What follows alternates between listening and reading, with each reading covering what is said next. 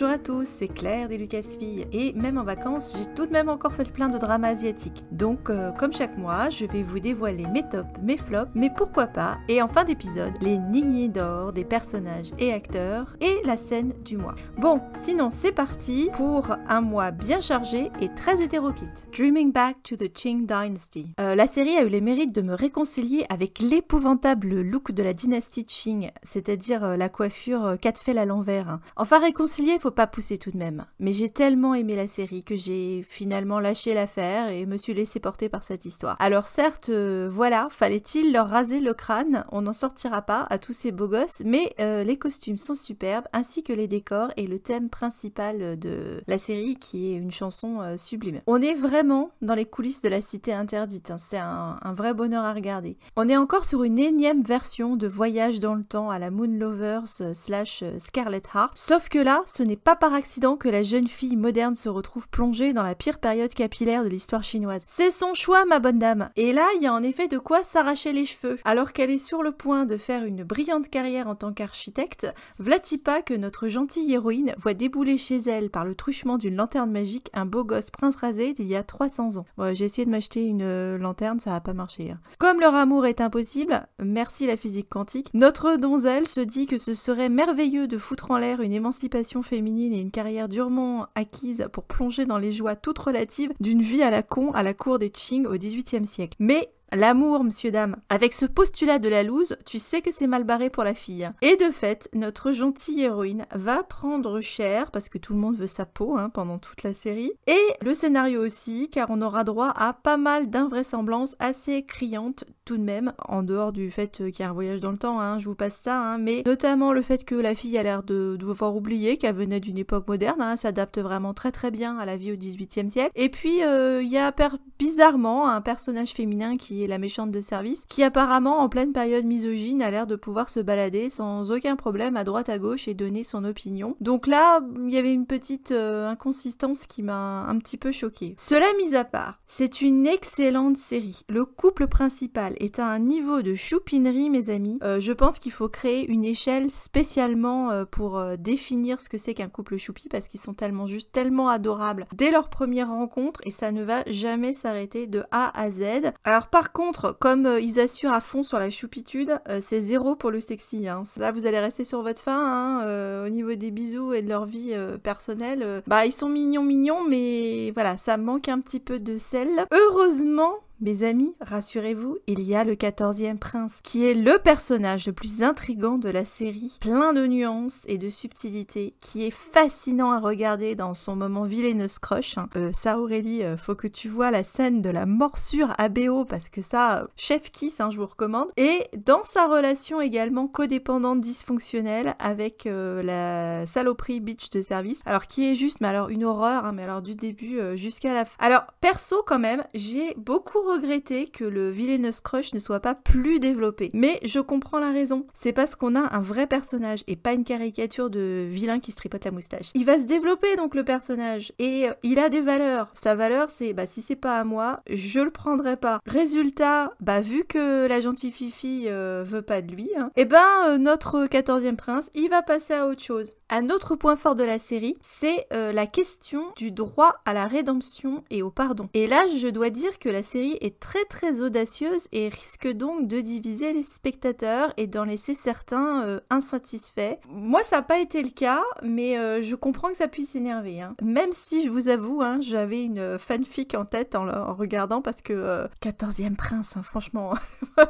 Achète 14e prince. Gros coup de cœur, regain d'intérêt pour cette période de l'histoire qui m'interpellait pas trop. The Imperial Doctress. Bon, alors encore une série historique qui va nous rappeler, comme si on en avait besoin, à quel point être une femme est craignos dans la société patriarcale. Donc là, on est situé à l'époque de la dynastie Ming, donc c'est... Alors Ming, ça nous parle plus, mais ici on va pas s'intéresser au vase, mais au parcours d'une jeune fille issue d'une longue lignée de médecins, mais pas de bol, qui n'a pas le droit d'apprendre ou d'exercer grâce aux doctrines néo-confucianistes mise en place à l'époque. Pour faire court, une femme, c'est à la maison, puis c'est tout. Du coup, notre héroïne va devoir se battre pour apporter un semblant de sécurité sociale à la cour de l'empereur et auprès de ses proches. Et puis comme si elle n'avait pas suffisamment tellement de problèmes comme ça. Ce n'est pas sur un, non, mais sur 2 princes incognito en goguette qu'elle va tomber et qui vont lui mener la vie dure, hein, parce que elle va se retrouver entre deux. Alors moi, je suis ultra cliente des princes déguisés, hein, suivez mon regard. Donc moi, je n'ai pas été déçue par cette série qui met en vedette Cecilia Liu, hein, qui est un petit peu l'impératrice des séries chinoises, puisqu'elle était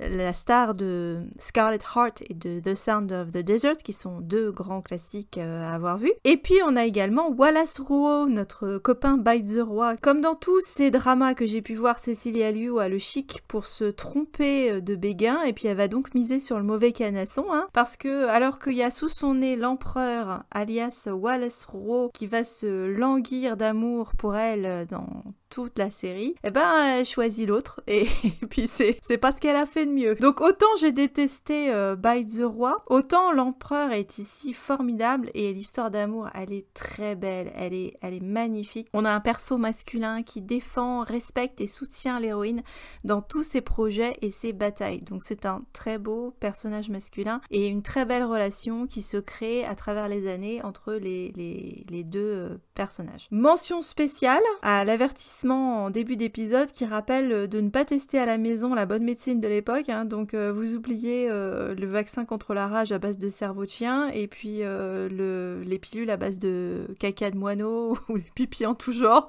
Enfin, heureusement qu'il y avait l'avertissement, hein, parce que si t'avais envie de faire ton remède anti-pandémie, là je sais pas ce qu'on aurait trouvé. For Married Doctress. Je pense que, je sais pas si c'est l'influence de la pandémie, mais je me suis retrouvée avec pas mal de séries entre guillemets médicales ce mois-ci, hein. C'est un hasard, j'en sais rien. C'était un gros coup de cœur auquel je ne m'attendais pas du tout, parce qu'il s'agit ici d'une petite série sans prétention, assez courte, et qui est conçue un peu comme une version B de la légende de Yunxi, que je recommande d'ailleurs au passage, avec qui plus est le même acteur, l'acteur Yalkun Mersat, qui est ouïghour, hein, comme dit le rabat, et qui passe ici de l'hypoténuse dans la légende de Yunxi au héros principal dans For Married Doctress. Alors c'est vrai que l'intrigue est quand même sensiblement la même, hein. Donc il s'agit d'une jeune femme avec des talents médicaux qui se retrouve dans un mariage forcé avec un prince atteint d'une maladie incurable suite à un empoisonnement. Tragédie en perspective. Alors le budget n'est pas le même, hein, et la série, on va dire, n'est pas exactement dans le même genre, parce que c'est vrai que tu t'attends à une joyeuse pochade au début, et moralité, mes amis, ne jamais, oh non, jamais faire confiance aux Chinois, car cette série m'a tiré les larmes à de nombreuses reprises. Alors d'abord, je dois dire que j'aime bien, hein, l'acteur Yalkun, hein, que j'avais effectivement remarqué dans Yunxi, était très sympa, et je le comparais, on va dire, à un Rupert Everett jeune, hein. Alors l'actrice Gongumi a été une jolie révélation aussi pour moi, parce que j'ai apprécié de voir une actrice qui fasse un peu moins bébé et fifi que la nouvelle vague actuelle, hein, même si elle a des côtés innocents et naïfs. On n'a pas l'impression d'avoir une écolière en goguette, hein. Outre l'intrigue de base de Yunxi, on a également une fausse identité, puisque l'héroïne remplace au pied levé, hein, enfin à l'insu de son plein gré, hein, mais carrément à l'insu de son plein gré, une princesse récalcitrante. Le couple fonctionne très bien, et alors il y a d'excellents moments au début, avec un empereur hyper possessif qui part en mode alpha, donc c'est un petit bonheur au début. Ne vous fiez pas aux gags du premier épisode, hein. On se dit que c'est vraiment loufoque à souhait, mais en fait c'est une très belle histoire d'amour. Deuxième effet qui se coule, car il y en a un, et je tiens à le souligner, et c'est la raison pour laquelle cette série est un véritable coup de cœur pour moi ce mois-ci, c'est qu'il y a un autre couple absolument fantastique. Alors en général, je me fiche, mais alors royalement, du couple secondaire, tertiaire, alors l'exception étant jusqu'à présent Dong Hwa et Bai Fengju dans 10 Miles of Peach Blossom. Donc j'ai tendance en général à zapper ou à accélérer les intrigues. Mais là, mais j'ai accroché à un niveau de dingue sur les personnages pour cause, parce que mon cœur de Rélo pur jus, pur sucre s'est senti bien à son aise. Rien que pour ces deux-là, mais foncez, regardez la série, hein. Donc ils se rencontrent en tant qu'ennemis jurés, lui en noir, elle en blanc, tatin, et dans un duel, en tant qu'à faire. Et à partir de là, le brutal, machiavélique et froid, il fait une fixette sur son Amazone farouche, il la cherche partout, il la marque avec un bracelet, et il est prêt à dézinguer quiconque touchera à sa belle, hein. Donc coup de cœur spécial pour la scène où il la sauve d'une scène de viol, hein. Et donc ordonne qu'on coupe les mains à tous ceux qui l'auraient touchée et les yeux à ceux qui auraient osé la regarder. Alors c'est une histoire d'amour tragique, comme Relo, j'ai envie de vous dire.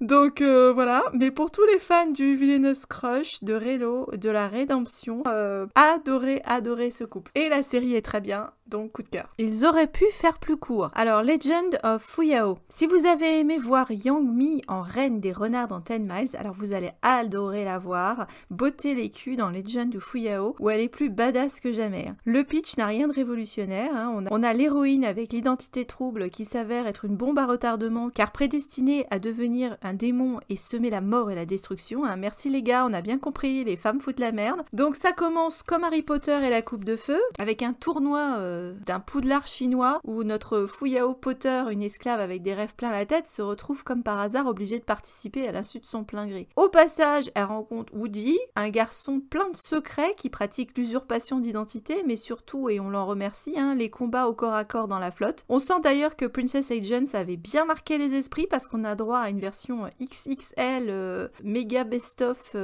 upgrade de la scène de jacuzzi que j'avais tant aimé en juillet. Donc c'est pas qu'on aille se plaindre d'ailleurs, car Woody, qui est incarné par Ethan Joan, est beaucoup plus loquace et coquinou que notre Yuen Wei. C'est difficile de battre le couple si attachant que Yang Mi formait avec Mark Chao, mais l'alchimie fonctionne très bien et le couple va faire front de manière très touchante contre les nombreuses épreuves qui vont les guetter dans leur tournée des 5 royaumes. Yang Mi livre peut-être sa meilleure performance pour moi à ce jour, notamment dans le dernier épisode où elle est en proie avec ses démons intérieurs et dans une scène assez jubilatoire où elle se retrouve à castrer le prince dégueulasse qui s'apprêtait à la violer. Donc faut le voir pour y croire, c'est une scène assez percutante. Bref, c'est pas sous-sous, et faudra pas emmerder notre héroïne qui assure à fond le girl power dans cette série. J'ai trouvé quand même ça un poil longuet, 66 épisodes, j'aurais pu me passer du guide de routard des 5 royaumes, et puis j'ai été déçue du traitement du deuxième héros masculin, Jan Baye, qui est incarné par Wengo Gao, qui, sans les cheveux blancs de Dong Roi dans Eternal Love, promettait d'envoyer du lourd en prince sombre. Résultat, c'est un pétard mouillé, car même s'il est beau Gao, j'aurais aimé le voir poser plus de problèmes à notre couple principal ou se montrer plus torturé par ses sentiments. Bref, c'est une belle occasion perdue pour notre triangle habituel. Donc trop de voyages, trop de persos, mais à voir pour Yang Mi est vraiment l'excellent couple. Alors surtout au début où leurs interactions sont vraiment très hot, donc je recommande. Anecdote importante, Legend of Fuyao est une préquelle à Rise of Phoenixes. Notre chère Fang Jue est en effet une descendante du couple formé par Wuji et Fuyao. Aussi incroyable cela peut-il paraître, tant les deux séries semblent foncièrement différentes et n'avoir absolument rien à voir l'une avec l'autre, mais oui. General and I. Je vais comparer cette série à une boîte de chocolat. Il y a du très bon, du moyen et du franchement pas terrible. La série commence sur les chapeaux de roue avec une excellente relation ennemi à amant, du villainous crush, de l'amour-haine comme on les aime tant, une bonne accumulation de tous nos tropes préférés, portée de mariée, mariage forcé, vacherie en tout genre, course-poursuite, jeu du chat et de la souris, mode prédateur et la grotte. On en parle de la grotte. La grotte. Le pitch. Une stratège à la cithare se retrouve entre deux camps et bien sûr deux hommes qui, depuis l'enfance, ont prévu de l'épouser. Moralité, à l'amour comme à la guerre, tous les coups sont permis. Quand tout ce petit monde n'essaie pas de s'embrocher, s'empoisonner ou s'épouser, il y a quand même quelques longueurs. Et 62 épisodes, purée que c'est long. Et des moments what the fuck, comme le coup de Tarzan. Alors ça, pas compris. Il y a d'excellentes scènes dans cette série qui méritent qu'on lui jette un coup d'œil, même si encore une fois je pense que ça aurait gagné à être un petit peu plus court. Et puis punaise, arrêtez avec le ventilateur, oh my god. Je dirais qu'on a également un peu de mal à se passionner pour l'héroïne qui est interprétée par une Angela Baby, un poil figé tout de même. Du coup, heureusement qu'il y a son partenaire parce qu'il fait tout le boulot pour rendre leur histoire d'amour intrigante au début et touchante par la suite. Les mentions honorables. Oh My Emperor. Pour les nostalgiques des Chevaliers du Zodiaque et d'Elisabeth Tessier, une série chinoise en 2 saisons avec Rosie Jiao, apparemment abonnée au rôle de Gourdas, rayon de soleil qui voyage dans les univers alternatifs. Donc notre Rosie McFly, médecin top réaliste qui porte le mini short élimé sous la blouse blanche des urgences, se retrouve dans un monde zodiacal dont elle est le 13e élément, soit le serpentaire, et qui nous offre aux surprises une jolie brochette de beaux gosses. Bref, c'est une série chinoise inspirée encore une fois de Moon Lovers, elle-même inspirée d'une série chinoise, donc c'est le serpentaire qui se mord la que les gars à un moment. Comme dans Moon Lovers, on fait plouf plouf au milieu d'une partie de water polo, et comme Moon Lovers, la joyeuse comédie loufoque du début va tourner en rendez-vous à hockey choral avec tout le monde qui dézingue à la fin. Hein. Donc en plus joyeux, puisque la fin nous offre quand même l'épilogue qu'on s'attendait à avoir dans la série coréenne. Alors c'est franchement pas prise de tête, et j'ai dévoré les 2 saisons, alors 21 épisodes de 25 minutes seulement je précise. Comme d'habitude je dirais qu'il y a de bons moments, avec un empereur à déniaiser, et aussi la présence de Shen Xiao, qui a accédé à un statut de superstar avec la série The Untamed. Alors les décors sont moches, hein, et donc clairement le budget était limité. Je donne par contre un crédit au fait que parmi la brochette des signes astrologiques, on a un poil de diversité au niveau des looks et des gabarits. Hein. Puis on a une drama queen qui m'a un petit peu rappelé celle de Journey of Flower, que j'avais bien aimée. Love Me If You Dare. Alors si vous aimez K2000, Sherlock Holmes, Pygmalion et Richard Gere dans Pretty Woman, ne cherchez plus, vous avez la série qu'il vous faut parce qu'elle réussit l'exploit de tout vous mettre en un avec Wallace Rowe, notre génie typique asocial aux manies étranges. Enfin bref, on est dans l'autisme de très haut niveau. Alors il s'agit l'histoire d'un profiler qui a été enlevé 6 mois par un dangereux criminel qu'il a pu faire arrêter. Et on sent que ça a dû avoir un impact quand même. Hein, Et donc notre Cumberbatch chinois aux pieds nus se retrouve à coquiner avec une jeune assistante qui va lui provoquer bien des émois. Et je dois dire que j'ai surkiffé la première partie où le personnage joué par Wallace Rowe est hyper touchant en découvrant des sentiments si nouveaux pour lui. Alors la pépite pour moi c'est la scène où lors d'un guet on le voit en train d'entortiller les cheveux de sa belle endormie autour de ses doigts, et également la déclaration d'amour absolument surréaliste dans une chambre d'hôtel. Alors là alors après le volet thriller et policier m'a moins intéressé personnellement, même s'il est plutôt bien mené, et j'ai trouvé carrément comique leur volonté de vouloir absolument faire du héros un brillant diplômé de Baltimore en contact avec le FBI, ce qui nous vaut des scènes que j'ai trouvées tordantes où le héros est en train de parler en chinois à des Américains qui au miracle semblent comprendre. Hein. C'est juste pas possible. Quitte à vouloir absolument doubler leur série chinoise, j'ai envie de dire c'était le moment, hein. Ou alors apprendre en phonétique, je sais pas. Alors par contre le couple fonctionne bien et Wallace Rowe fait une interprétation solide avec un twist à la toute fin que j'ai particulièrement apprécié. Dr. Cutie. On part sur du travestissement et tous les bons quiproquos et malentendus sexuels qui vont bien sûr en découler. Le général se demandant si justement il est pas temps de virer sa cutie. Alors attention, si le premier épisode donne l'impression qu'on part sur de la grosse pochade à la limite du dessin animé, le ton se fait de plus en plus sérieux au fur et à mesure, voire même vire carrément au mélodrame à certains moments. C'est le deuxième effet qui se coule des séries asiatiques que j'appelle le faut jamais faire confiance. Tu crois que t'es sur du gag, mais non.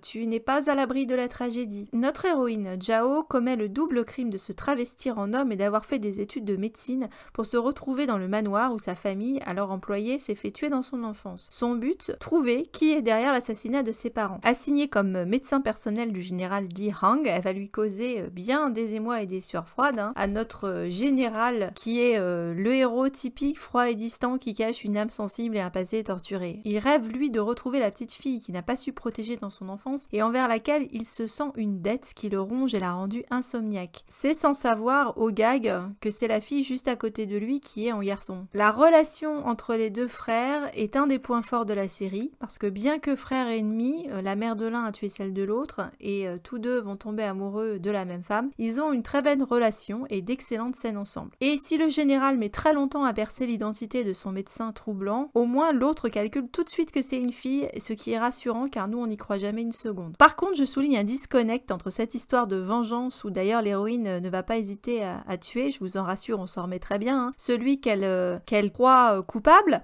et le fait que le reste du temps, on est dans un schéma classique de comédie avec une héroïne roublarde plus proche des fourberies de Scapin que de Game of Thrones. En dehors d'ailleurs de son intérêt pour la médecine, elle a une passion pour le fric et elle se fait passer pour une obsédée sexuelle qui fréquente les bordels et collectionne la pornographie. Bien que la série ne soit soit pas inoubliable, j'avoue avoir passé un excellent moment, car la série est assez courte, donc je la recommande. Il y a un véritable effort dans la cinématographie, hein. Donc on a des très beaux plans, des beaux décors et costumes, et des scènes très sympas. Fake Princess. Encore un mariage arrangé et un cas d'usurpation d'identité avec cette histoire où une fille bandit se retrouve mariée à un prince héritier. Alors qu'elle aurait dû l'espionner et lui mettre des bâtons dans les roues et que lui était supposé s'en débarrasser, il tombe amoureux. C'est mignon tout plein, le petit couple central est choupié au possible, et il y a un autre couple secondaire qui est très plaisant à regarder. Et puis une mention également spéciale pour le méchant de service qui a une fixette sur les théières. Sa collection de théières, lui et ses théières, c'est un bon gag récurrent. Par contre, le frère ennemi et son histoire d'amour m'ont saoulé à 100 sous de l'heure. La bande originale pop est très sympa à écouter, ça se laisse regarder, c'est comme un petit bonbon acidulé.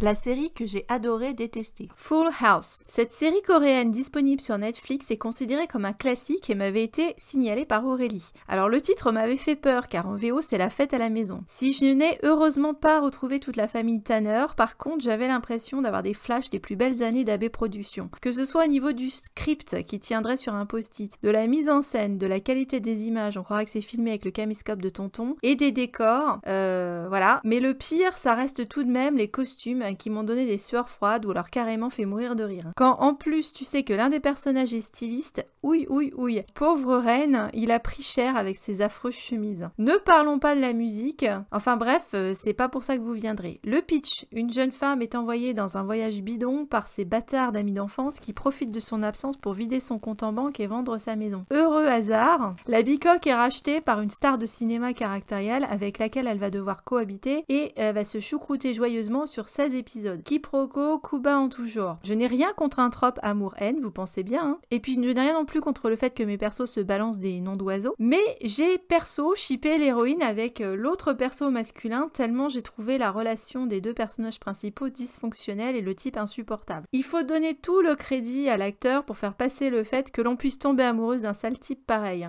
Il est jaloux, violent, à la limite du pervers narcissique, hein. Il passe son temps à dévaloriser la fille, et d'ailleurs l'héroïne est loin d'envoyer du rêve également, tellement elle est con et le scénario invraisemblable. On en parle des deux amis pourris, hein. Personne leur demande jamais rien, enfin je comprends même pas qu'elle puisse rester amie avec eux jusqu'à la fin, hein.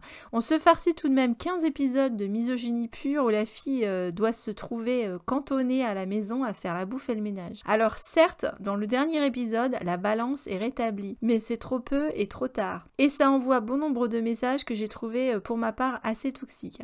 Alors les deux acteurs sont très beaux, enfin tous les acteurs sont beaux, mais bon les deux acteurs principaux c'est sûr. J'ai été assez mal à l'aise face à l'infantilisation permanente du couple. En fait c'est juste deux gosses qui se battent dans une cour de récréation pendant 16 épisodes. Les Ningyi d'or. Wallace Rowe. Après un a priori franchement négatif, pas tellement sur le plan d'interprétation, hein, encore une fois, hein, j'avais rien à lui reprocher, mais bon, le rôle de Bai Zeroi dans Journey of Flower, bref, je blâme tout sur l'écriture du personnage et la mise en scène parce que je l'ai beaucoup aimé, autant dans son rôle ambigu dans la série policière contemporaine de Love Me If You Dare, où il a un rôle assez difficile et dans lequel il fait complètement le taf, et dans la série historique The Imperial Doctress, où il est sensationnel, hein, vraiment c'est le héros romantique, il remplit toutes les cases. Donc crève Bai Zeroi, mais j'attends de découvrir Wallace Rowe avec plaisir dans d'autres dramas. Gong Mi. J'aurais donné la palme à l'impériale Cecilia Liu, mais j'ai trouvé cette actrice une jolie découverte dans For Married Doctress, où elle campe un personnage touchant et attachant et où elle fait preuve d'une certaine maturité et offre une belle palette de sentiments et d'expressions. Acteur second rôle. Chin Yun-lai dans le rôle du 14e prince de Dreaming Back to the Qing Dynasty. Je ne sais pas si j'arriverai à reconnaître ce jeune acteur puisque je l'ai découvert crâne rasé et tresse, mais il a été la révélation du mois en ce qui me concerne. Alors qu'on aurait pu avoir un gros prince bâtard de base, il lui a donné une profondeur et une tendresse qui le rendent très attachant. Il a les plus belles scènes à mon avis de la série, que ce soit dans un porté de mariée dans la neige. D'ailleurs au passage il y a des bêtisiers en ligne